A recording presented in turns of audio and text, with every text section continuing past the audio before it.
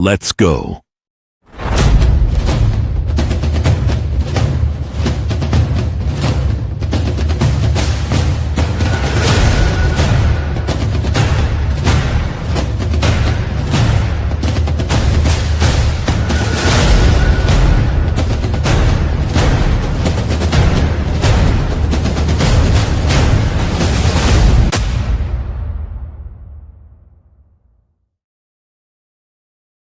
Well, good evening, everyone. Welcome to Faith Under Fire. I'm your host, Washington Gun Law President William Kirk. Thanks for being here, everyone. I really appreciate it. With me is Mr. Tommy Sapp of For Protect His House. Tommy, say hi to everyone. Hey, everybody. Glad to be here. Thanks, Bill. Hey, listen, we're going to tell everyone how we got together on this, but I do got to get a order of business out of the way, which is I need to say hello to my sister Heidi, who is watching right now. Hi, sis. Love you. I have three sisters. I can assure you, Tommy, the other two are not watching right now. Okay. This is not their cup of tea, but sis, love you. All right. Listen, we're going to be talking about church security, house of worship security, because whether it's a church, a synagogue, a mosque, it's all the same as far as what your inalienable rights guarantee you and where Tommy and I come down on this issue. Tommy and I met through mutual friends. Our circles, amazing that we had not collided yet before, actually, when you trace both of our paths. I got to know Tommy on a personal level, and I got to know him on a professional level, and he's a wealth of information, a wealth of knowledge, real life lived experience, and has this fantastic organization, which we're also going to talk about tonight. But this is not an infomercial. This is really a big information session because a lot of you have come up and talked to me about this issue, and I really wanted to do something, but I wanted to do something with somebody who really knew what they were talking about, and that's why I got Tommy here. So with that, Tommy, why don't you say hi to everyone and tell us a little bit about yourself?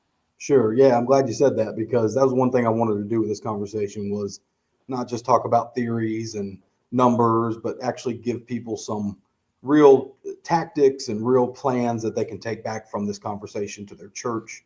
And while we're doing shout outs, by the way, my daughter is watching and she is 20 years old. She's off in college at the University of, actually, she's at Santa Fe College, right next to the University of Florida, where my Gators play. So, well, what's her name? And the Gators. Aaliyah Sapp is her name. Aaliyah, hello. So you got a 20-year-old in college. I got a 20-year-old in college. He's turning 21 next week. Yeah, that's where all the great news come from.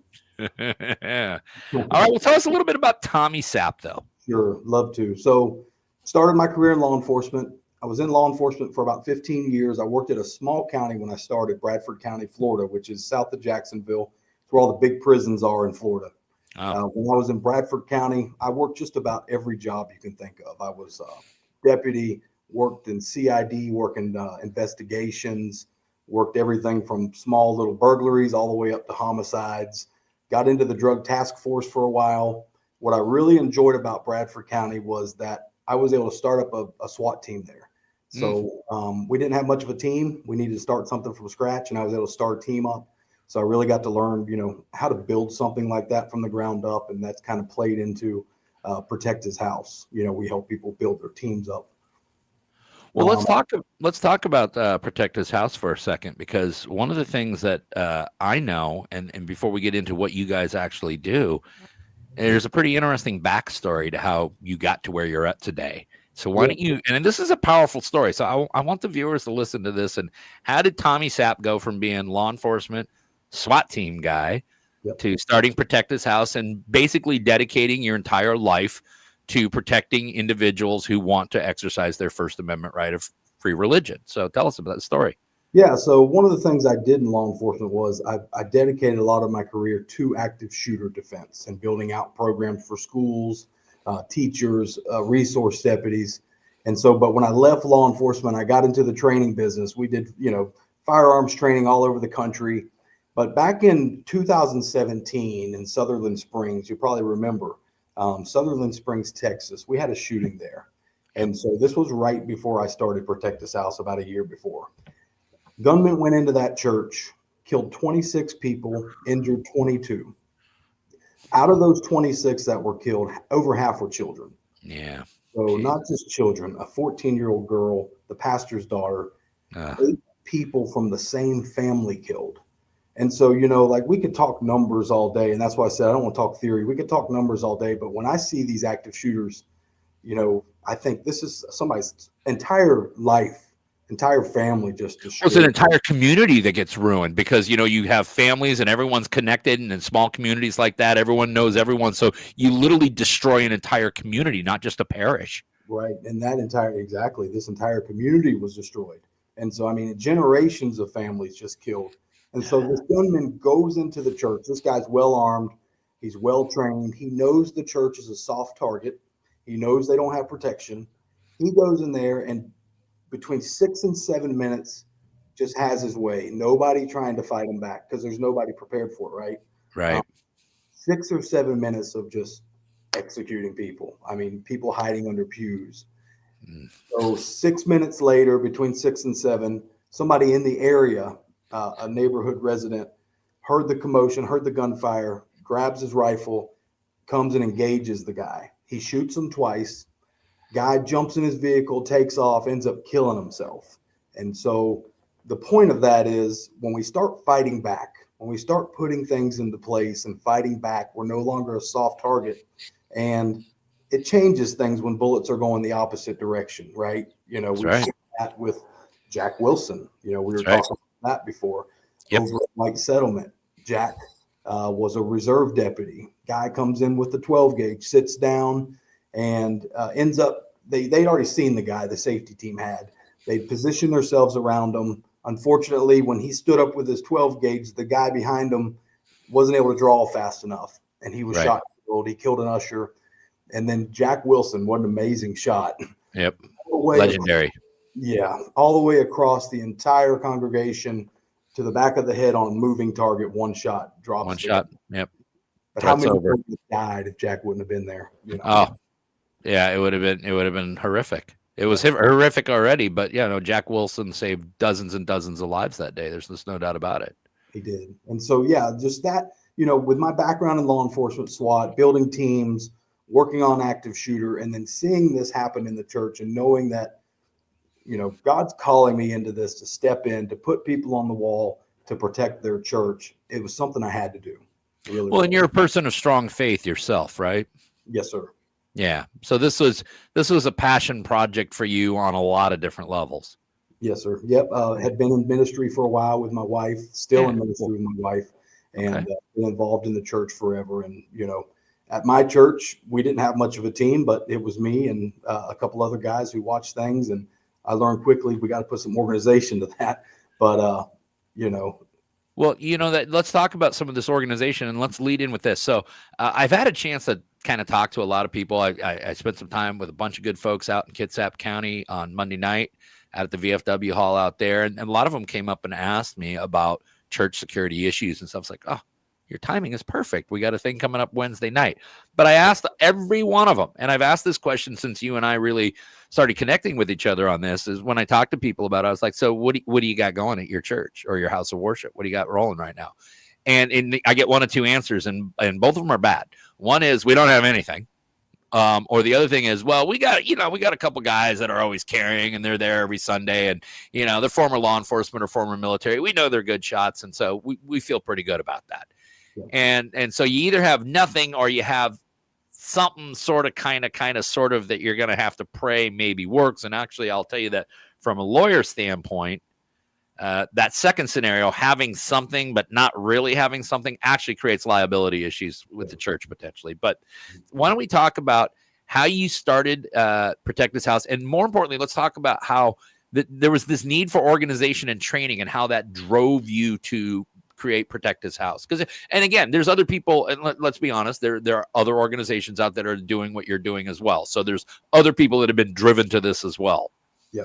Not quite as good as us, but they're doing yeah. Hey, that's for you to say, this is your time, but no, tell us about that though. Yeah. So, just joking, but so a couple of things about when I started this. I came into it as the SWAT guy, and I thought we need to train these guys how to break down doors and go in and clear rooms. And so the very first training I did was a total mess. It was fun.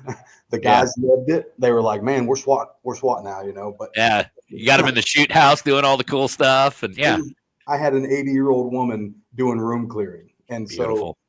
love her. She's great. There is a place for her on the safety team, by the way. It's not doing room clearing. Yeah. So, plus the instructor that I had brought in, he was a SWAT guy too. If you've been around many SWAT guys, they like to cuss a lot. And so first sentence out of his mouth is a cuss word in front of everybody in this church. And I'm like, this isn't that class. Right. Name, but Chris, this isn't that class, Chris. And so the first class was a mess. But what I learned from the first class was we got to take it down, not take it down, but we got to focus on all aspects of safety, not just active shooter response. So all aspects could be a missing child. The biggest emergency churches deal with is medical emergencies. You know, somebody falls over, a heart attack, or somebody cuts themselves and they need a tourniquet, or a gunshot wound.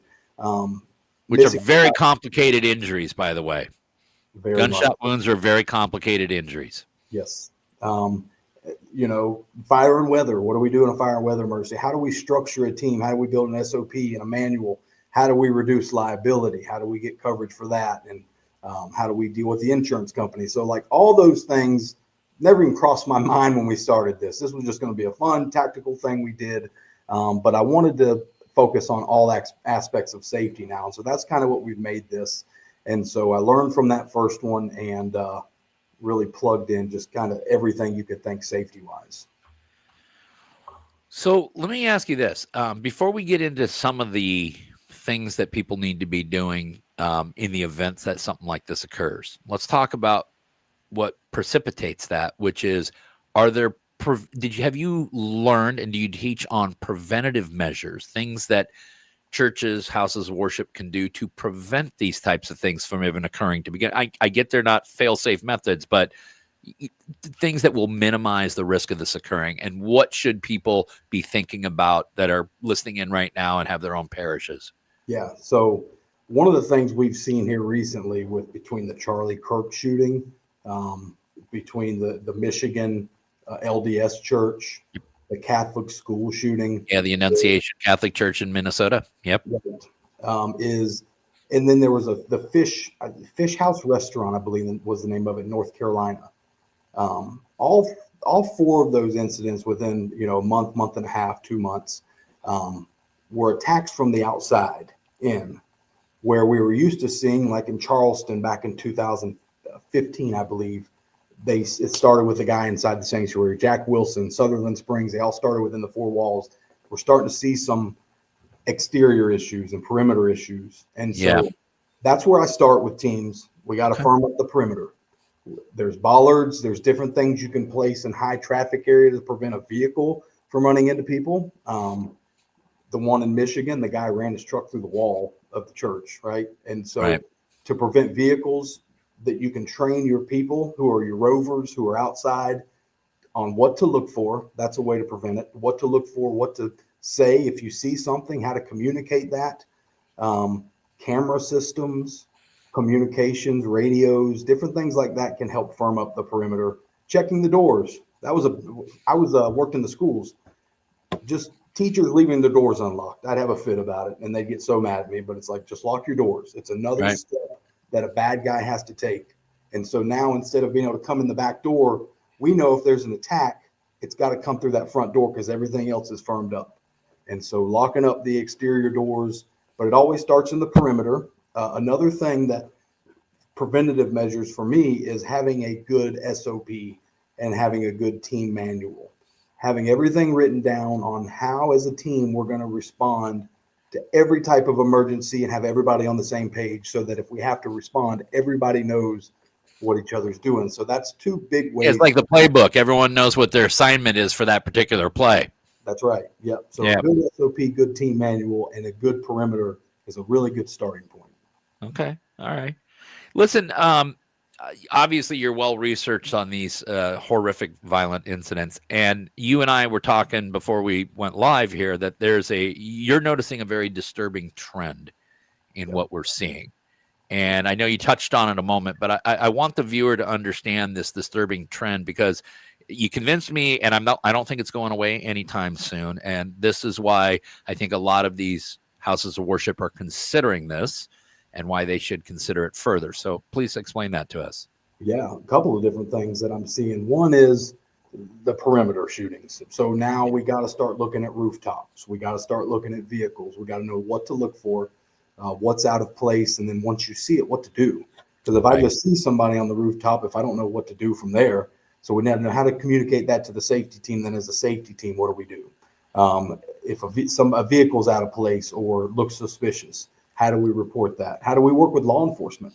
How do we build a community of other teams to start sharing intel? That's a big thing we're starting to see as well. A lot of the teams within the same community are starting to come together and share intel, and that's great. A couple of teams I'm working with up in Murfreesboro, Tennessee, where I'm at, they've got a community. Same thing in Virginia, another group.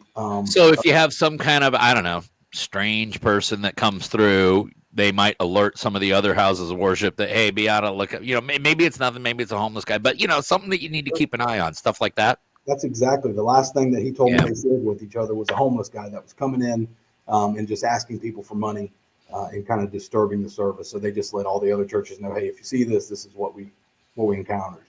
Okay. And so the perimeter stuff's important.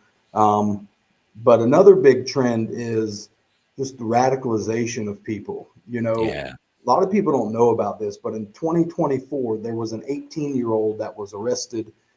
They discovered, I think it was 21 churches that he was plotting to attack, and he had been radicalized by ISIS, and they stopped it. But I mean, this guy, with everybody that's come into our country in the past, Well, yeah, but Tommy, let's get honest about it here for a second too. Here in 2024, they were radicalized by a foreign entity.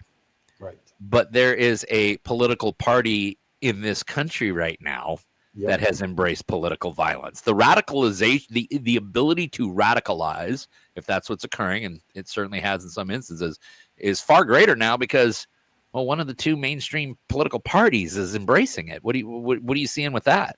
Well, I mean, if all you're told is these people are bad and Right. they're evil and they have to be stopped, and that's fed to you 24/7, and maybe you're a little off already Right. and leaning towards doing something, what do you expect to happen?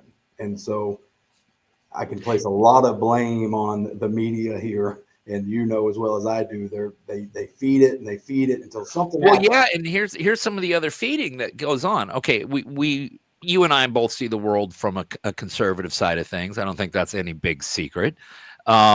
And there certainly is this radicalization going on towards conservatives, but there is a anti-Christian movement from some in this country as well. I mean, are you sensing that? Yeah, because of course most people associate Christian values with right wing values or conservative values, rather. Right. And And yet we probably have a bunch of people watching right now that don't see the world politically the same way as us, but their faith is strong with them and they have the exact same right to practice and the peace and sanctity that they deserve. So 100% right. And so it's not everybody, of right. course. Sure. But for the people that are out there who are already kind of prone to doing evil things that are being fed this nonsense, it makes sense as to why it's happening. To me, it does. Yeah. It's really unfortunate. Okay. We What said we weren't going to get into politics, Bill. Yeah, well, no, I said we weren't going to get into politics, and then I did it, so it's on me. But I don't think I'm really saying anything that is. It's not a conspiracy theory. I mean, obviously, we know how the mainstream media treats it. We know how some of the politicians and the labeling that's going on, and what conservatives are being labeled, and some of the horrific terminology that's being used. And we see this pop up in instances of violence already against ICE officers and things like that. So it's not a conspiracy theory. There's real life examples of it. But let's get back onto the topic. Let me ask you this. If I were to say, listen, the number one concern for church safety, the place where everyone seems to start or things like that, biggest concern about church safety is what? Well, I mean, the biggest thing that they're responding to are medical incidents, but we got to be prepared for the worst, which is active shooter. We have to be prepared for that because, of course, the likelihood of an active shooter coming to your church is small, very small. But if it does happen and you're not prepared, we saw what happened in Sutherland Springs. It's so unfortunate. Right. It's like being a concealed carrier. The likelihood that you're going to ever have to use it is incredibly remote. But it sure is nice to have it there, isn't it? Yeah. Yeah. And going back to what you said, I meant to answer earlier and I didn't, about your conversation at the VFW, where Yeah. they, some answered that they had, no team. Some answered they had a couple guys. Right. That's a great point you made. So I get that all the time. I talk to pastors all day, every day, team leaders. Yeah, because I want to slow down and go through this here, because I think there's a lot of people right now that are at that point where if we could poll them all right now, what are y'all doing? They're either going to say nothing, but we're thinking about it, or well, we got some guys, right? Yeah. So what do you say to those people? Well, so that's what I get all the time, which is we don't have anything. I'll get some that actually say, we don't have anything. We're not planning to have anything. We just want to know what's out there. And then you get the ones that say, well, we got Billy and John. They got their concealed weapon license. They're watching things. And so that's a problem too. And I think, like you said, that's a liability problem for one. Right, because if things get bungled, if you have, just again, to geek out as a lawyer, just so the viewers understand, especially for those of you who are running parishes here, if some nut job comes in and does something terrible, that's going to be completely on the nut job. If you have a church safety team, security team, but you guys don't really know what you're doing, and you end up bungling it even worse than it would have been without, or trying to do something and somebody else gets injured or some other negligence occurs, now the church has in fact placed itself in a position of potential liability. And knowing that these are all nonprofit organizations, they don't have deep pockets to be paying out settlements and judgments on. So they can financially destroy a religious organization, no matter what faith it comes from. So what are you saying to those people that right now are like, yeah, well, we got like 4 guys, 2 of them are active law enforcement, 2 of them are retired. They go to the range all the time. One of them does 3-gun. He's real good. Because, there are plenty of parishes out there that are like that. What are you saying to them? Well, so I think if they're going to do it, they got to do it right. I don't think they should, half butt it. I'll use the right word here. Sure. It's a family show. It's a family show tonight. Right. If they're going to do it, they need to do it right. They need to start with SOPs, manuals, the proper training, the proper vetting of members. Yeah. Something else that doesn't happen a lot is the right vetting. We just say, well, they got their concealed weapon, they're on the team. Right. There's a bit more that should go into that. Well, I imagine one of the big things is this. Let's say, Rick is the best shot in the church, right? He's the best shot in the church. But Rick doesn't show up all the time, and Rick is at times very short-tempered. Is Rick the right guy to be on the security team? Rick I don't know. I know. He's not. Right? Yeah. Right. So, I mean, that's a big. You bring up a good. I hadn't even thought of that until you said it, but it was like, yeah, there's a lot of things that go. Just like there's going in when you got hired as a law enforcement officer, it wasn't just your physical ability. It was, your mental ability, and it was your emotional regulation. All of that was assessed before they offered you a job. Yeah. And that can be done in just a simple interview. Right. It's kind of like when I hire an instructor, they go through our programs. They learn how to teach. It's an online program. Then they got to show up in person. But I also do a 1-hour session with them where we go over the PowerPoint. But for me, it's more about meeting them to see what kind of person they are. And there's people I've met that I was like, man, look at this guy's resume. He knocked this course out of the park. This is going to be a great instructor. But then I met him and I'm like, something's a little off here. I don't know if this is just not a good fit. Right. He's not a good fit. And so same thing in the church. You got to get to meet them. You got to hear about their background. You need to do a background check on them to know what their history is. Make sure they can be in possession of a weapon. Yes, that's imagine the little component. Yeah. Yeah. Imagine the liability if you start putting convicted felons on your team. Yeah. Not good. Now there may be a place for them. It's just absolutely there is. Absolutely there is. And there's people in the church that have been to prison and then now they're out and they're great and they're on fire for God and they want to serve. There's a place for them. It's just not on the arm team, Right. Exactly. So okay.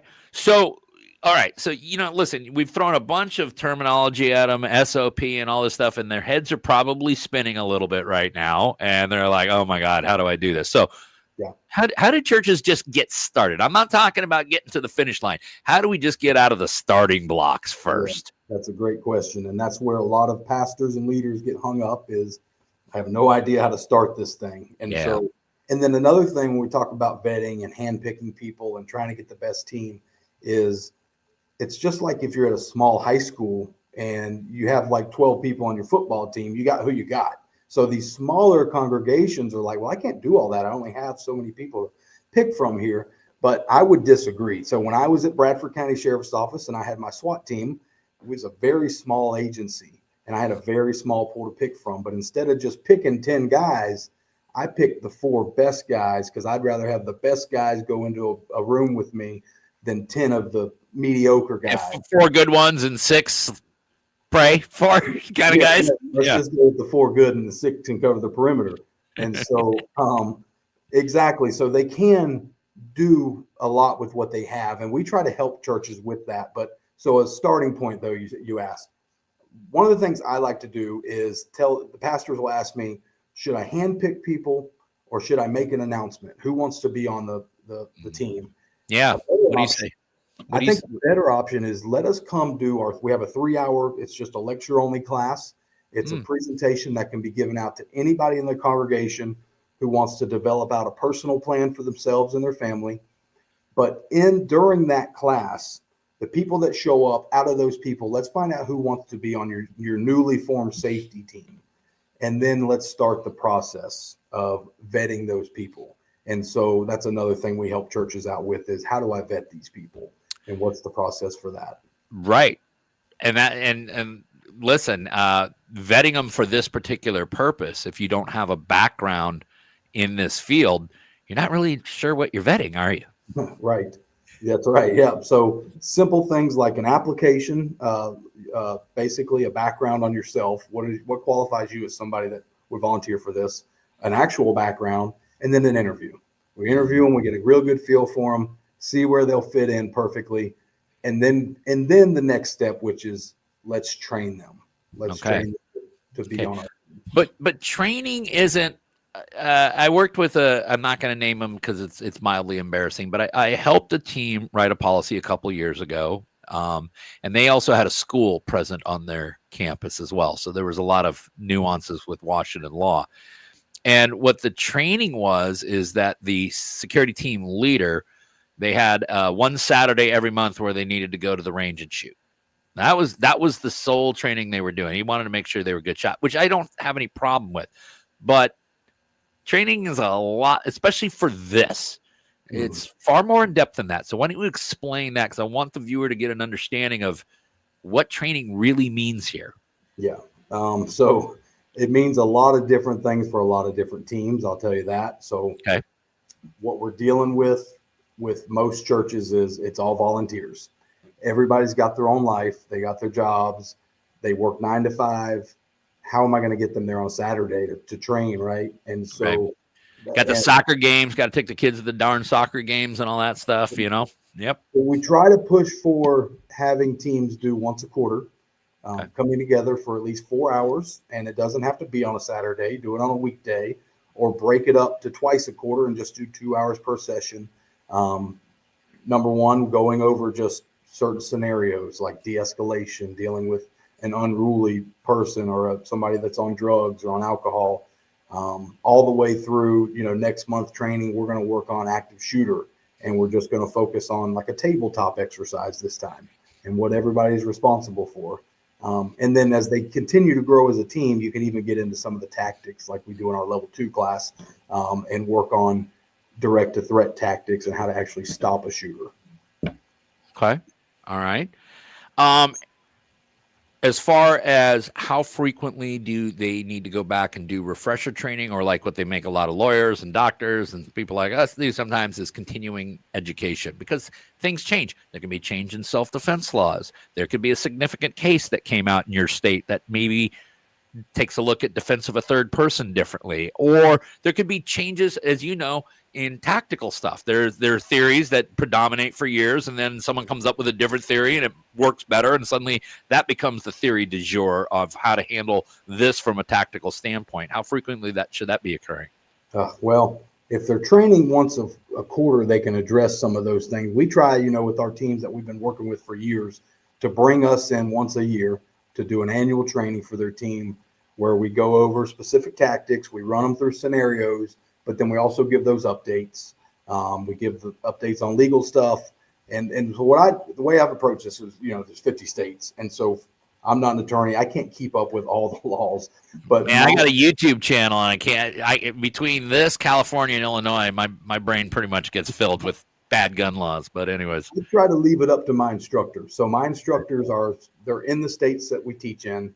I've got over 150 instructors nationwide. And so they keep up on the laws within their state. And so we try to update yearly on that. We have online programs, that certification courses for teams that they can take, and ongoing training. And so that's one of the things that I know we'll talk about it, but we have a program to give these teams ongoing training through online programs so that these volunteers who have the soccer game this Saturday and can't make the training with their team, they're still getting some training. They're still getting some organization.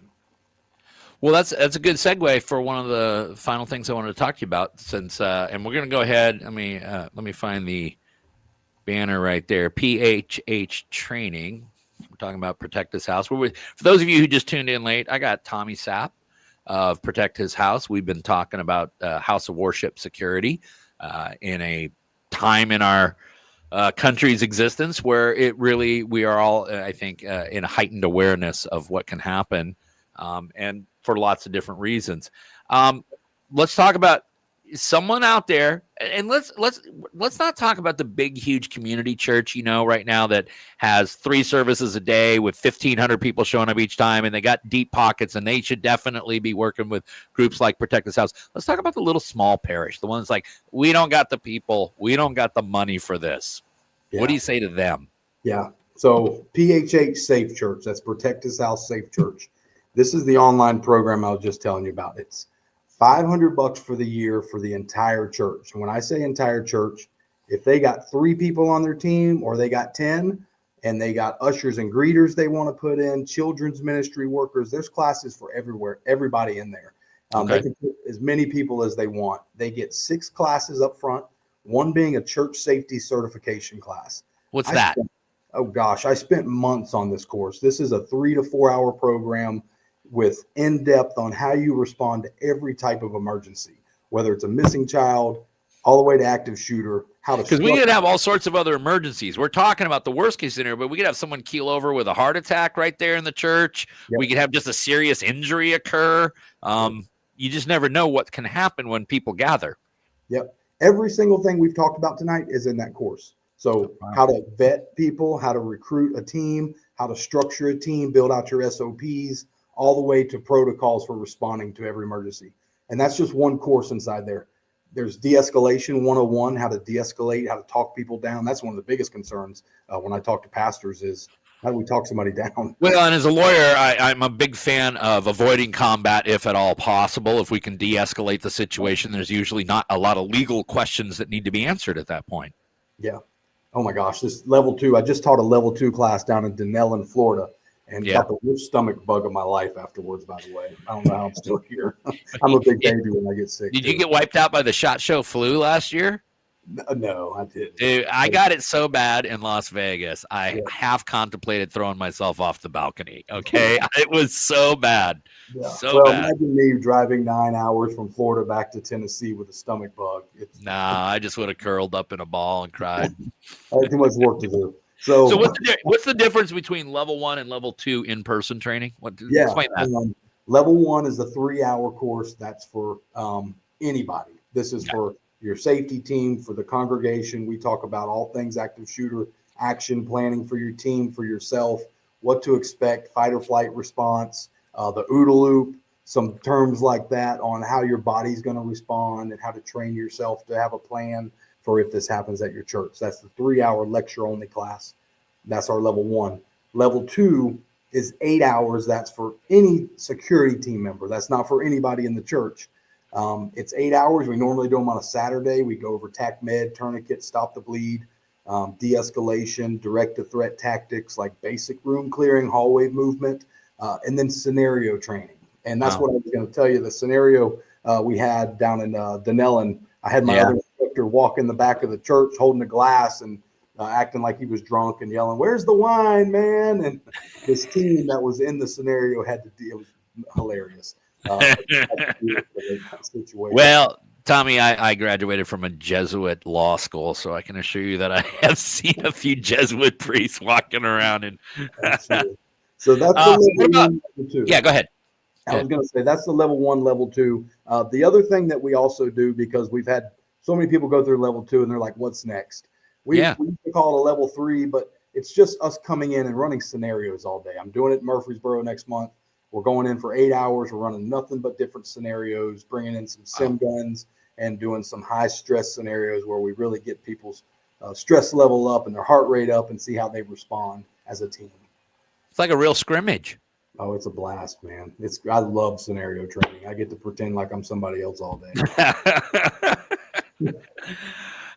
Listen, you started this thing what year? I know we talked about the precipice being in 2017. When did you get Protect This House rolling? 2018 is when I started Protect This House. How's it gone so far? You're 7 years into it. Where are you at right now? Good. The first training was a total disaster, and now we're a nationwide company with 150 plus instructors, all 50 states. We do more church security classes than any other company in the nation, and I'll tell you why. It's because every one of those 150 instructors are passionate about this, and because it's a calling for me and it's a ministry for me, and I'm not out to make $1 million doing this. I'm out there to save one person's life and save one church. And so if that happens out of all these years, then I'm happy. Well, brother, as you know, if we want to become millionaires, you and I have both picked the wrong industries to be in. So that doesn't come with that. We don't do it for the money. Okay.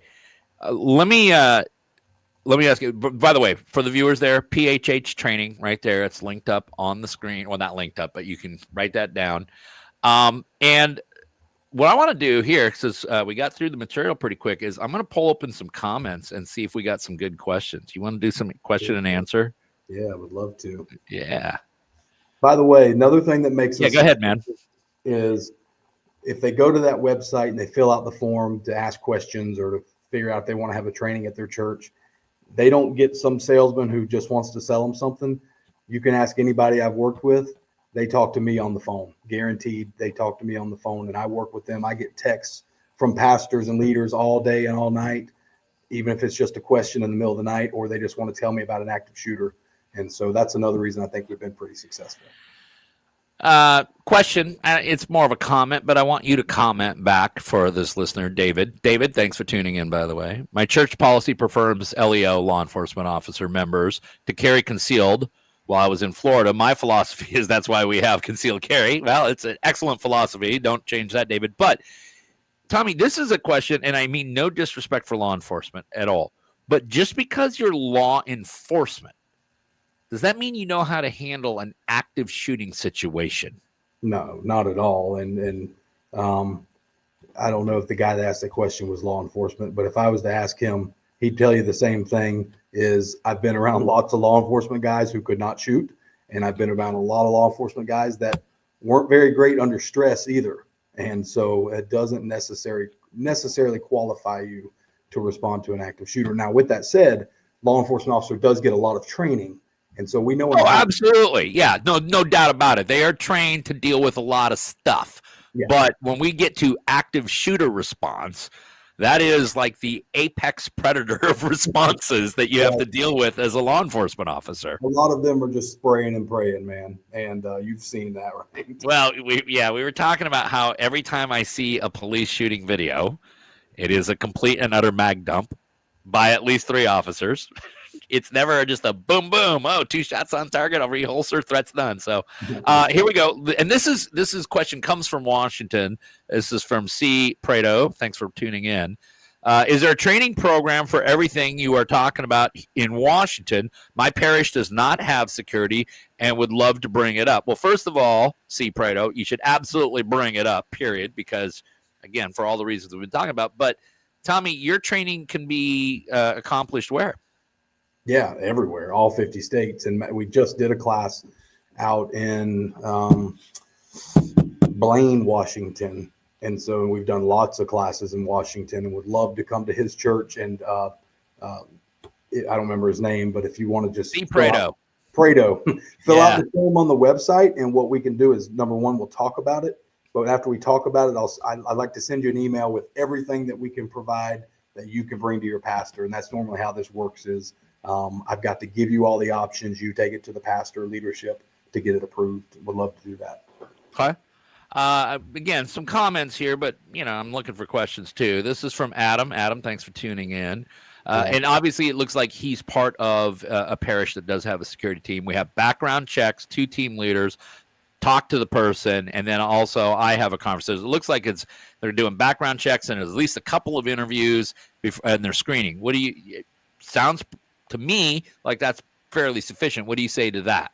Yeah, so Adam, I know Adam, very squared away guy. Okay. So did he do this because he got trained by PHH? Is that why he's doing it? I called him before and I said, throw me up. Hey, well done, Tommy. Well done.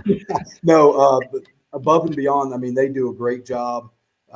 Adam, I think any team leader can tell you, you'll learn a lot from the background check, but you learn the most about people from the interview. And that's what I found with my career and with this company is just sitting down and talking to people. You'll learn if they're the right person or not. Listen, this is a big deal. I don't know why we didn't put this in the little script I wrote out for, not script, but our outline for tonight. A lot of these religious facilities have schools, and I'm not talking about Sunday schools. Yeah, I'm talking about they got Monday through Friday. They got a bunch of kids on the campus because they got a real school going on. And then on the weekends, they might have religious services. And again, it depends on the parish because they do it whatever day of the week you want. Yeah. Let's talk about this for a second. What about these parishes that have schools going normal school hours? What are we doing there? Yeah, Austin, it's a good question. First of all, I've made a big push, and I always will, for teachers having the opportunity to train and be armed. And I'll get a lot of pushback on that. I don't care. When I was at Alachua County, we had a program, very intense program, where teachers came through and were able to take our training and become part of this Guardian program. So we had teachers or staff members, and each school had a couple of them armed on top of having a resource deputy here. So what I would say, Adam, is if the church has a school and you're not allowed to carry a gun, they better have law enforcement on duty. Better have somebody there with a gun to be able to protect it. There are certain things you can do even unarmed, which is having lockdown procedures, evacuation plans, having training, everybody on the same page. We do work with a lot of schools on just developing out their SOPs and their plans and their lockdown procedures, but just having at least what you can do and what you can control, having that fine-tuned. Well, listen, I'm going to kind of close it out with this one. This comes from David Pittman also, because I think in some ways this kind of illustrates where I think a lot of people of faith and a lot of faith-based organizations might be at right now. David says, keep a concealed carry and trust in the Lord for a good round placement. Okay. Right. And hey, trust in the Lord. Got no issues with that at all. But I want to kind of end with a little story, a real life experience for me, Tommy, and then I'm going to give you the final words here. But about 2 years ago, I had to go do a presentation to a large group of Hindus. Okay. And unfortunately, I was on the program with 3 people who were running for the governor of Washington, the United States Senate position in Washington, and the attorney general. And I was the 4th guy on. So I'm stuck behind 3 politicians running in an election. So they told me I was going to get 15 minutes. By the time I got up there, they said, well, yeah, you got about 3. I was like, oh, awesome. I had this really nice speech written out. I'll just throw it away. But what had happened while I was there the whole time, because we'd all been introduced early, and the moderator had said, hey, if you got any legal questions, you can go talk to them right now and stuff. And so some people took them up on it. And these were people with very strong faith, Hindu, and very pacifistic religion. And they all came up to me and they were like, I could never buy a gun. I could never take a human life, whatever. Okay. Now that's not the story. The story is this. When I got up and I had 3 minutes to actually speak, I didn't know what I was going to say as I'm walking up there, I got 3 minutes, what I'm going to do. And I finally said, listen, all of you in this room are people of strong faith, right? You are. And whether you're of strong faith or you're just a human being in general, one of the things that we always look for is universal truths. Universal truths is something that we all can agree on. Doesn't matter whether we're white, black, male, female, gay, straight, Christian, non-Christian, doesn't matter. We all can agree like the sun sets in the west. Universal truths, right? Okay. So here's 3 universal truths. Number 1, your life, and in this case, Tommy Sapp's life, is a unique human experience. There will be no other human experience to ever replicate it in the history of this world. And for that reason and that reason alone, it is worth defending and preserving. And I think we could all agree on that, right? Okay. The second universal truth is your family's human experience, how you and your spouse choose to raise your kids and discipline them and what faith you put into the family and all of that. Everything that goes into a family, which is a bunch of moving pieces. Okay. Yeah. That's a unique human experience. There will be no other human experience like that in the history of the world. And for that reason, it is worth preserving and defending. Can we agree on that? Agree. The third and final universal truth is you and you alone are responsible for defending and preserving that. Now, who's going to disagree with that? And so what I would say to a lot of these, any faith-based organization, again, I know Tommy and I have spoken predominantly in Christian overtones because that's our faith, but whether you're, and listen, if you're running a synagogue right now, I mean, the amount of violence that is being perpetuated against the Jewish community is ridiculous. Yep. The amount of anti-Semitic crimes in this country is appalling. It has risen 300, 400% in the last few years. And I am sure that those of the Muslim faith are experiencing the same thing. So no matter what your faith is, you and you alone are responsible for the safe and peace of your parishioners, whatever faith you come from.